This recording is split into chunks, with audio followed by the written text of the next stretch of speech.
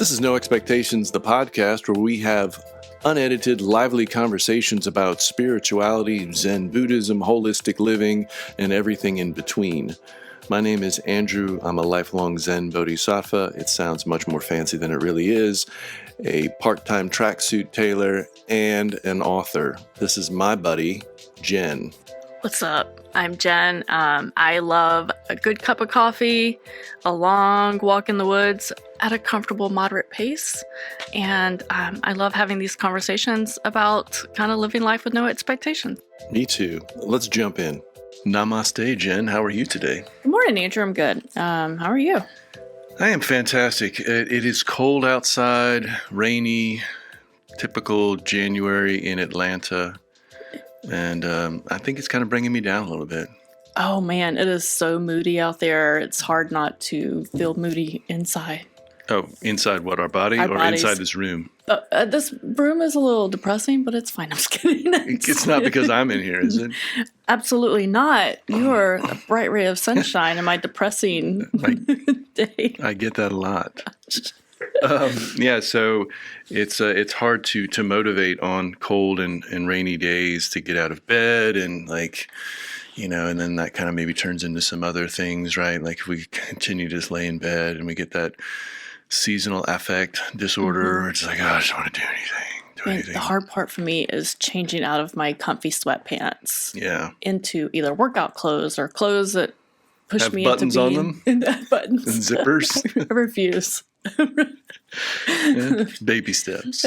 Start small, Jen. So but it's so hard to motivate yourself when everything outside is saying shut down and hibernate and stay in. And yeah, because I usually enjoy hiking in the mornings and it's like 32 degrees and it's dark gray outside and I'm like, oh, I need to go do this, but it takes this Herculean effort to get out of bed, to put the clothes on, to go do that. So I think just kind of piggybacking off what we were talking about in the second segment of last week about, negative self-talk. And I think if we get stuck in these bad patterns, then we start to find other bad patterns of talking to ourselves in negative ways and start oh, I'm no good at this. I can't, and that just is a pile-on effect.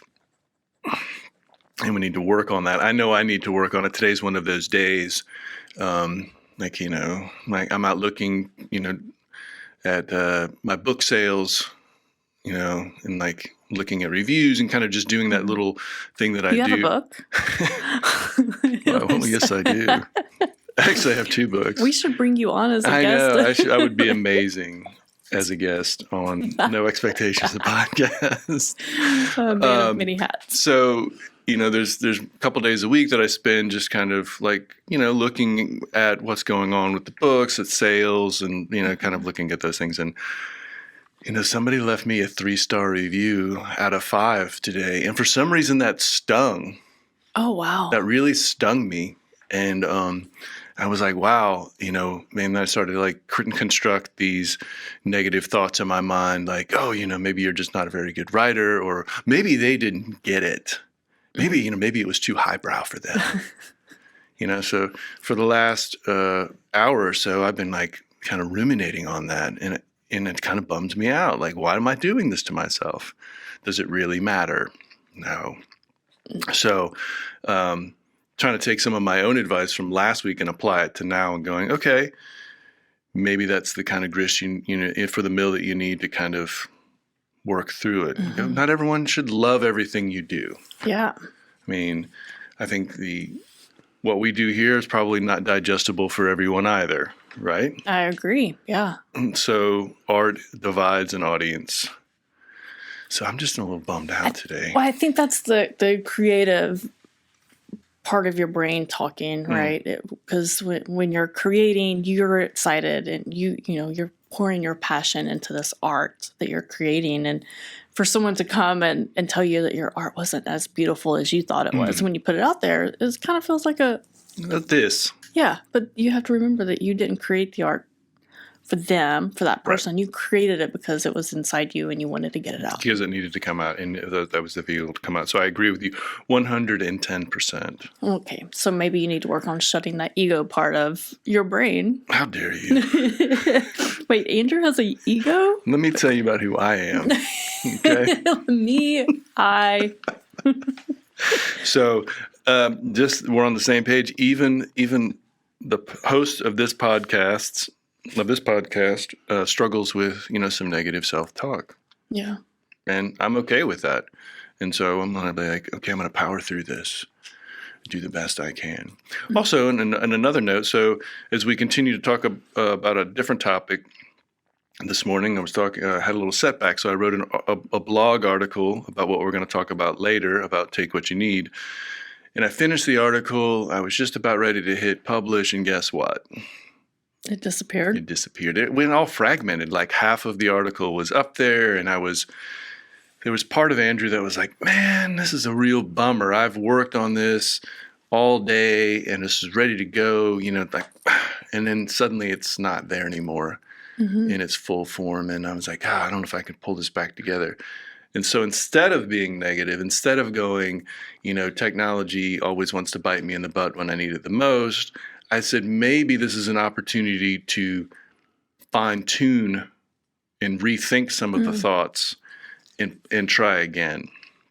So fortunately, I was able to take maybe 50% of what was saved and go back and kind of spend another 30, 45 minutes and kind of think about those topics a little deeper, and then be able to finish and publish it without any more technical difficulties. But instead of being upset about it, took the opportunity to go, okay, maybe this is a sign that it wasn't 100% and ready for publish, and I'm going to take an opportunity. So, see? Growth is possible. Sometimes you go backwards to go forwards. I'm proud of you, Andrew. I'm really proud of you. It's been a tumultuous 24 hours. I can tell. I can tell. Yeah. That's where the work that we do on our spiritual selves allows us in those real-time moments when anger or frustration comes in, and putting the work in allows us to say, oh, wait, this feeling isn't good. How do I stop it? Let's stop it and pull back a little bit. And that the ability to pull back sooner than later in those moments is, exactly the value of the work we're putting in. Exactly. So being in that moment and instead of just being upset, okay, let's have some fun with this. I think that's what I want to talk about today. So why don't we take a quick break, come back, we're going to talk about the idea of taking what you need. So I'm going to let you think on that for a minute. You got your thinking cap on? Is that what that is? Yes. I just made the thinking face, didn't I? I get those confused sometimes. Back shortly.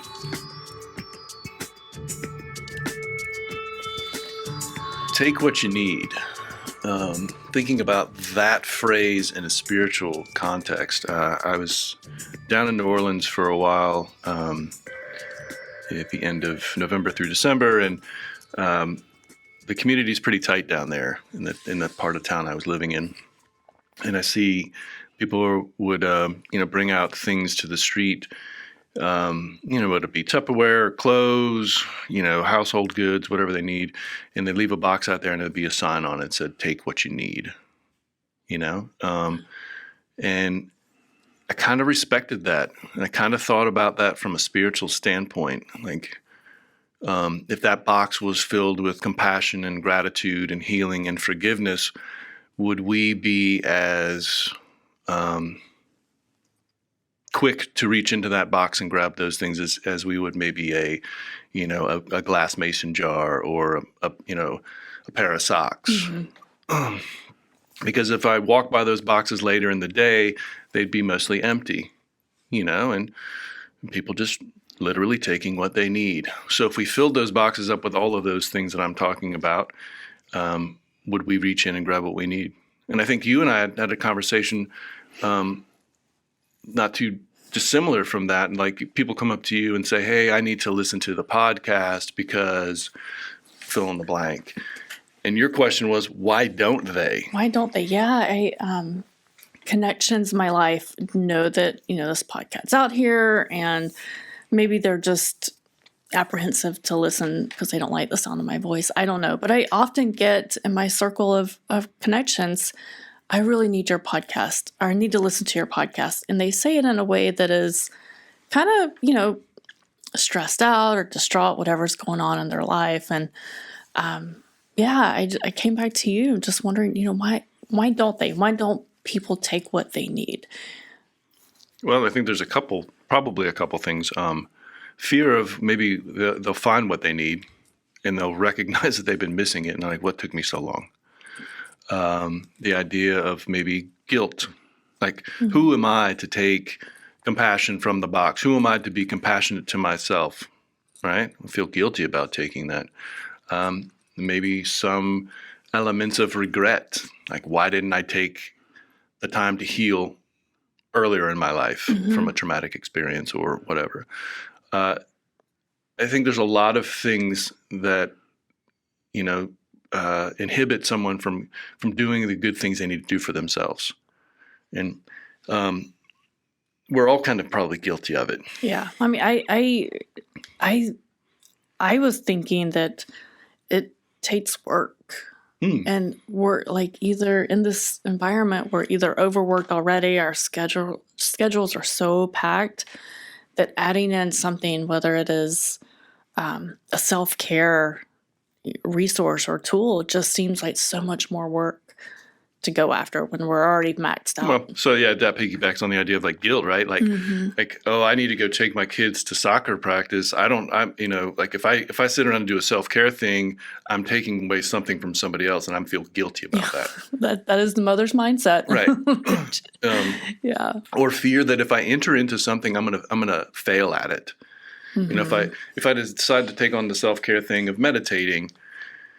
Oh, and I fail at that. We've talked about it countless times on this podcast is like, I want to get good at meditation. Who's setting the barometer for what's good and bad when you meditate? Right? So if you go in with that, so this fear of failure, right? And then maybe that idea, you get a fear of what you might find. Like you might find some peace of mind. You might find some contentment that you didn't know existed. And that would be different than the environment that you're currently in. So that's tricky. But thinking about taking what you need and understanding that box is full of all those things and it's right in front of us, each one of us, all we have to do is reach into that box and grab what we need. And thinking about what we need from that box, we need to identify what we have now and appreciate it. Looking at our own lives, the people that we surround ourselves with, appreciating that on a cold day like today that we have a warm coat or a warm sweater to wear, that we go home to a warm house. It's not always tangible things, but those things that we can stop and go, yeah, I'm grateful for this. And then we can come, once we find those things, then we can look at what else do I need to fill up my cup? Yeah. Is it compassion? Is it healing? Is it friendship? Is it love? Is it whatever that is for you? So once we find those connections to those, what I would call daily appreciations, those things that we might take for granted in our day-to-day life. Do you have anything in your life that you take for granted every day? Oh man, every day. Yeah. To kind of piggyback on what you were saying, my upstairs where my bedrooms are, the HVAC has gone out, and I am too cheap to pay the money to replace it. So every time I go upstairs, which is not just the bedrooms, but also the laundry, it's about 8 degrees cooler than the rest of the house, which is pretty cold for me. And just the simple thing of being able to have, a working HVAC system and, being warm. Right. I have realized I really took it for granted. So I've allowed myself to be in that colder space, that colder part of my house, because it allows me to appreciate it a little bit better. And that's just one simple thing in my life.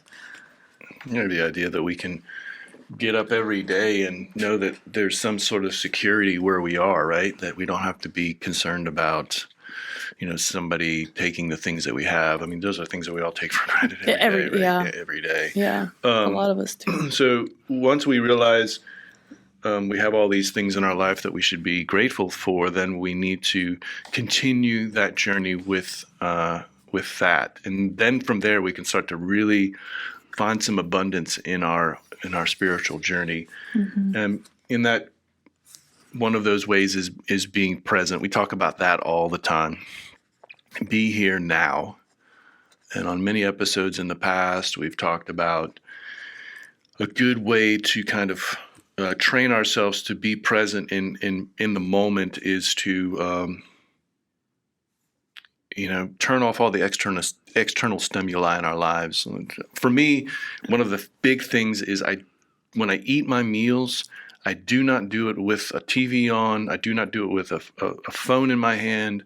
I do not do it with any sort of external stimuli other than maybe the people around me, which I enjoy. Like let's I think having conversations, community over meals is important. So important. But if you can't have that and you decide to eat by yourself, equally important.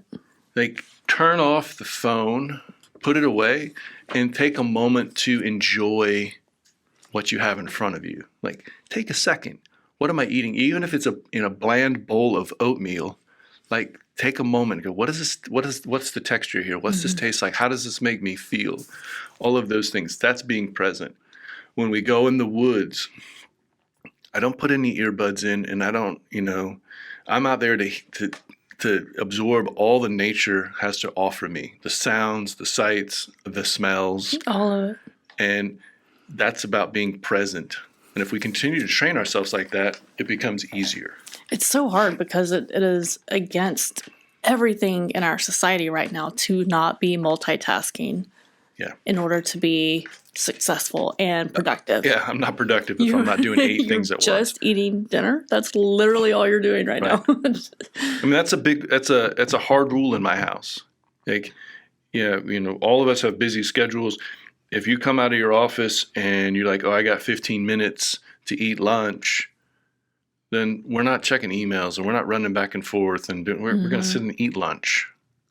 Like, those are things that are important. And we've got to take back that time for ourselves. So being in the present moment is one of the first things we need to work on. I think it makes it easy when you think about it and something that you do every day, whether it's getting dressed, brushing your teeth, eating a meal. At least once a day you're going to sit down and have a meal, or you should. Right. Sometimes more or less, but if you tell yourself every day at that time is just blocked off from everything else but doing what I'm doing, that's starting small. That's what starting small looks like. Yeah, and then just enjoying that moment and going, okay, this is pretty good. I'm okay here. And then you can build from there. So connecting to present moment is where everything exists. End of story. Moving on. One of the second things we can work on is less material items in our world. I know that seems counter to this world that we live in, where I've got to go to Costco and buy the gross of toilet paper and the largest bag of potato chips. And I don't have a house I can actually fit all of these things that I've just bought. Get a storage unit. Right, get a storage unit. But I got a great deal on toilet paper. It's so hard, to exist. As a family of 5, to not feel like all the space needs to be full of, the pantry is full and the linen closet is full and the cabinets under in the bathroom are full. It's hard not to think like that. But really all we're doing is hiding that stuff away, right? So if we brought all that out into the open, how would our lives be? Yeah. They'd be chaotic. So if that's an example of what's really going on in our minds, which is most likely the case, right? A lot of us are so busy, so stimulated, back to your point of like everything going on all the time. Like, how can I manage that in my mind? There's no cupboards. Where do I hide that in my brain? Like in my mind, do I hide it in the cupboards and the floorboards and in the attic? Where does it go?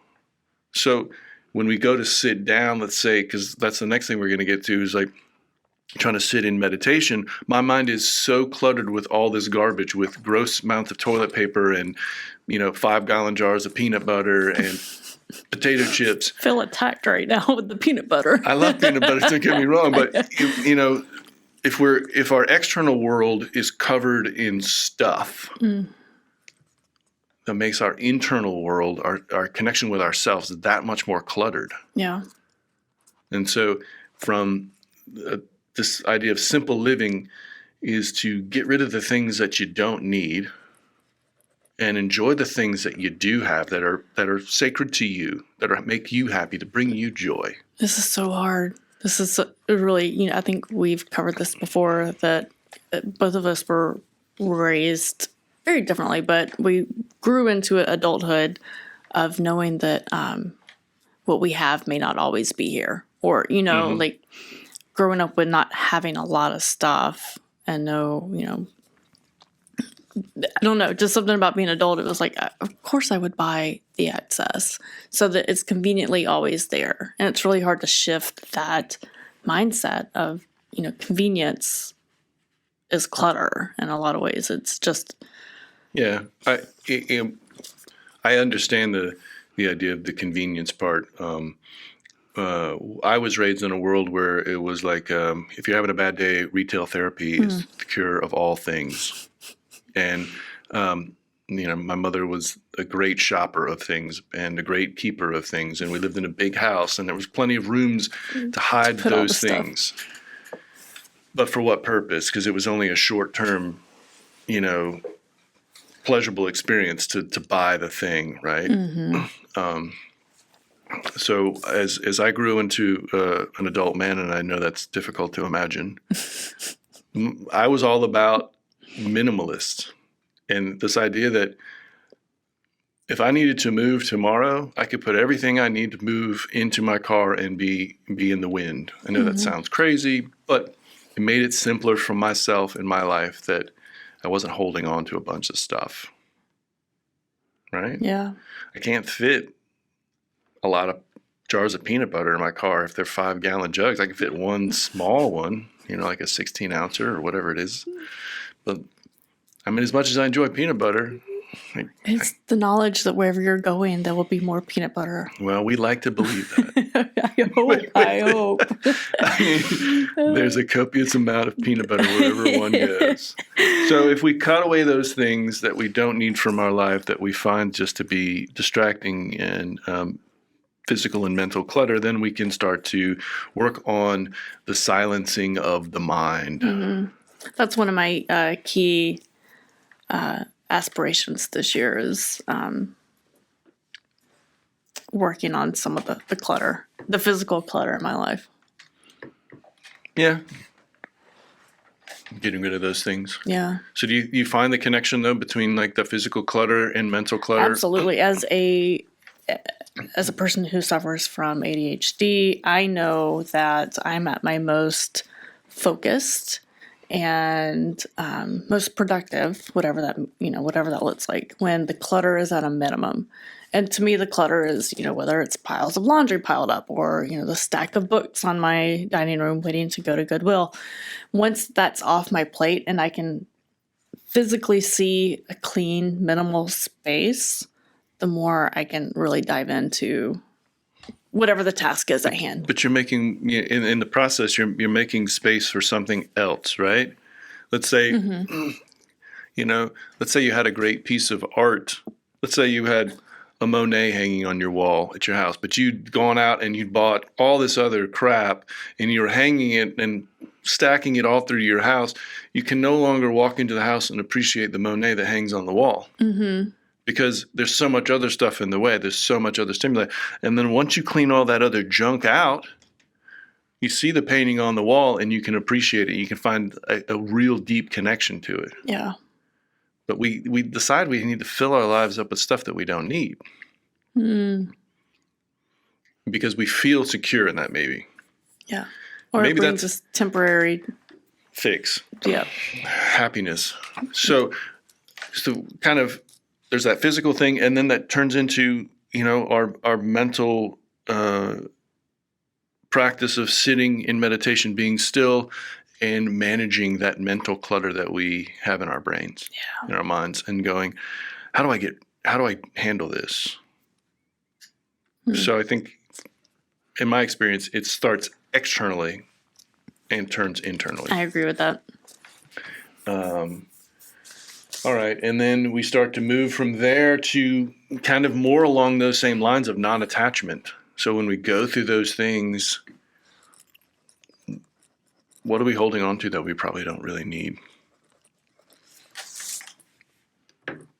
Yeah. Is that relationships? I mean, I had an experience with a friend of mine recently, where I had to say some things to kind of set some boundaries with them, and they weren't happy. And they were like, "Oh, I can't be friends with you anymore." And I'm like, okay, that's unfortunate, but, if I didn't set the boundaries, then what? Then where do we go, right? Yeah. So creating those spaces where I'm not attached to it. There's part of me that's sad that I've lost a friend, but I feel okay because it was on the right terms. We're saying I needed to say what I need to say, set the boundaries. I heard what their response was, and I basically said we can agree to disagree, but and then they made the choice to terminate the friendship. I think that's important when you're setting boundaries with humans, that you have to be okay with the outcome of their response. That's the importance of setting the boundary, is letting them choose if they want to continue being in your life. They're entitled to their opinion and their take on it, as we both are, to whatever, however we want to handle it. And that's part of being a friendship. That's part of having a relationship with somebody, but not becoming attached to it. Right. So it's like I said, as much as I'm upset about it and sad about it, I'm not like, oh man, the world's ending. Yeah. Right. I can still look at the friendship and find it in the past still be fulfilling, being helpful along my journey. And that's kind of what we need to look about all things in our life, whether it be physical, emotional, relationships that we have with other people. It's like understanding their place in our lives, being grateful for them, but not holding on to them so tightly that they feel like they're the only thing in our lives. Yeah. So we could do a whole episode on that one. Have we not? And another way to kind of cultivate this idea of, these daily appreciations is finding beauty in the ordinary. And what do you mean by that? I think it's a lot along the lines of, so if we go back to the eating lunch thing, without distraction, that offers us the opportunity to see something, to see something in something what we find mundane, and maybe boring, like a ham sandwich. Okay, there's something beautiful there, right? The taste is good, but we can only find that when we're not distracted.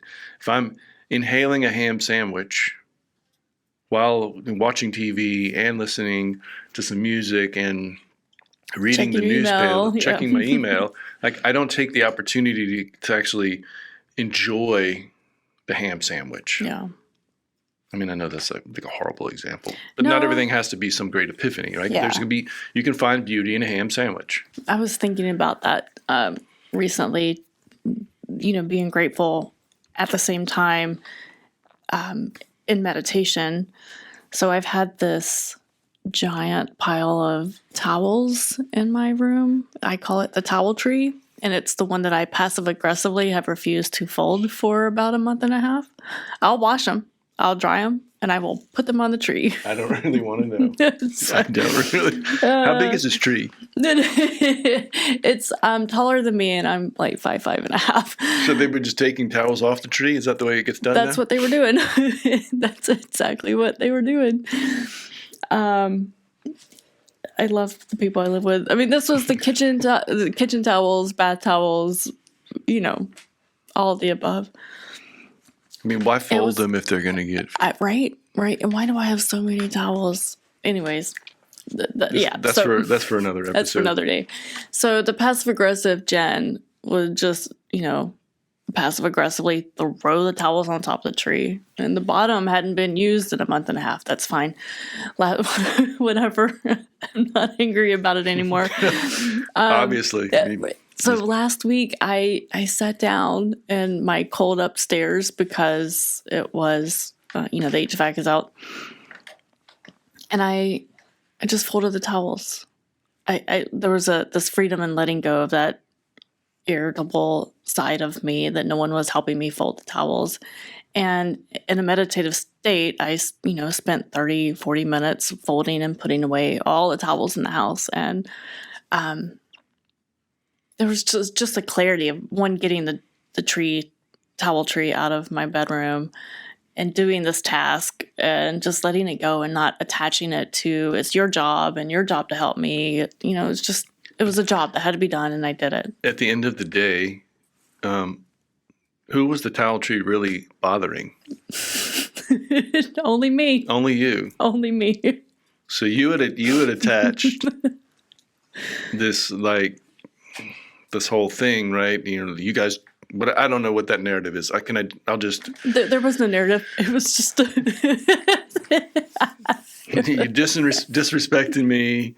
You don't care about this. I'm out there busting my butt. It's your turn to do the towels. Yeah, I did this last week. Yeah. You don't...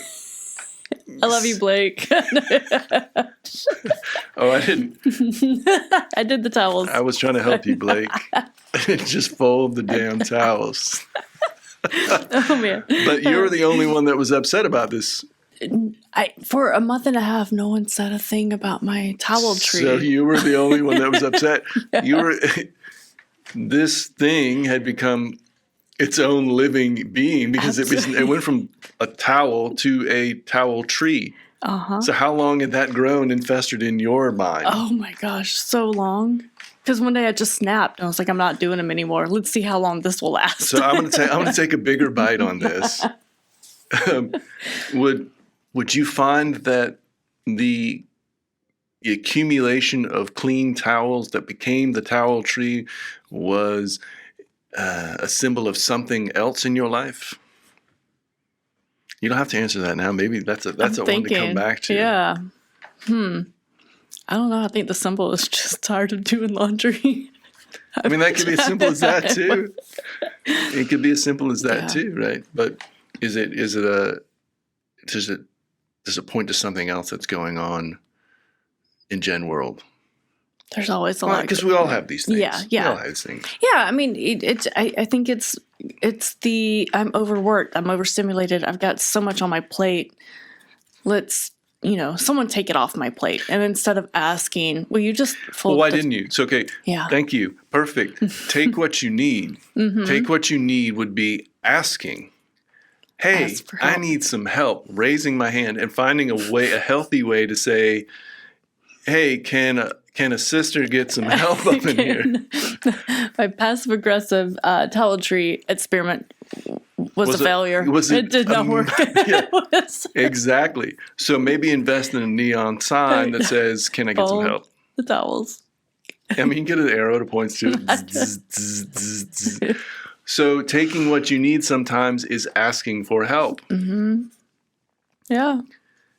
Right? So all of this work that we've been doing, all of this being in the present moment and, sitting in silence and cleaning our minds and cleaning our physical spaces and taking a moment to appreciate, find beauty in the towel tree is so that we can say, hey, this is what I need. Mm-hmm. And when I reach into the box, maybe it is help. Yeah. Maybe it is understanding. And you're fortunate, that's one of those things as daily appreciations, is that you're fortunate to have a partner in your life that you could go say that to and be safe. Mm-hmm. Absolutely. And so when you reach into that box and you go back to your partner in life and say, hey, partner in life, I need some help because the towel tree is becoming so massive that one day we'll have to move out of the house because there would be no room for us to live here because there'd be more towel tree than. I almost put Christmas lights on the towel tree. Then I was like, then That would I'm have going to been- have to remove them. That would have been some top shelf, passive aggressive. Yeah. But my stubbornness was, knew that I would ultimately be responsible for packing away those lights too. So I'm actually surprised the towel tree didn't make it onto the bed or obstruct the path to the husband's bed. closet. Yeah, it was there for a while. Yeah, or in front of the vanities. Yeah, I mean, there's plenty of ways. It was there, There's plenty yeah. of ways you could have played that. I played them all. I mean, the tree was mobile. Oh wow, it was For a on while. wheels. Yeah. Okay, so again, But that's just a real life. It's an example of kind of the things we do. Where, I mean, this went on for almost 2 months, when I could have just taken the time to do it and No. not let it. or you could have just asked. Yeah, That's the thing, is you could have just asked. yeah. And this is, I'm probably sure I did ask, but whatever. I probably asked just like that too. yeah, that's. I'm not perfect, okay? But that's what we're here to talk about. It's Amen. not about perfection. This idea of like we've all got it figured out. Mm-hmm. We're human beings living in this material world, trying to be spiritual at the same time, and we're also in relationships with other people who, are not living in a spiritual world. Right? They're Yeah. living in the material world, and they're sometimes we're disconnected from that in that respect. Mm-hmm. So while we're having these conversations, it is to enlighten ourselves and others that are listening to go, okay, so maybe if I had just said, hey, maybe I don't know what that is. I always find when you're sending something, trying to like get a profound thought across, send a Fudgy the Whale cake that says, hey, could you help me out? No? What is Fudgy the Whale? You know what a Fudgy the Whale No. cake? Is it chocolate? It's like 'Cause an ice cream cake. Oh, You've never seen a Fudgy the Whale cake? where does one find one of these? I'm not giving You've never out. sent me a Fudgy the Whale cake. No, I'm disappointed. We're not that close. So boundaries. Okay. Sorry, Jen, you didn't know that you're the friend that I have said. This is the boundary. Okay, we can edit out the Fudgy the Whale Okay, cake thing. please. That was a joke. But finding a way to communicate that to Yeah. whomever it is and say, this is what I need. So, recapping, the box is in front of you. It's full of everything that you need. Yeah. It's in front of every one of us all the time. We just need to take the moment to appreciate what we have, decide what's in that box that can help us along our way, and reach in and grab it. Mm-hmm. Don't be afraid of what's in there. Yep. It's so important to recognize that you have what you need already. Yeah. This box of things that you possibly need, the compassion, the patience, the support, the help. It's there. It's there. It's not existing somewhere else that you have to go find. It's here in this box in front of you, this imaginary box that you can hold. Yeah. And all of those things reside in us. All we just need to do is put them in there and reach in the box and grab a hold of them, put them inside of us, reconnect to those things, and be okay with it. Mm-hmm. So, what are you reaching in the box for today?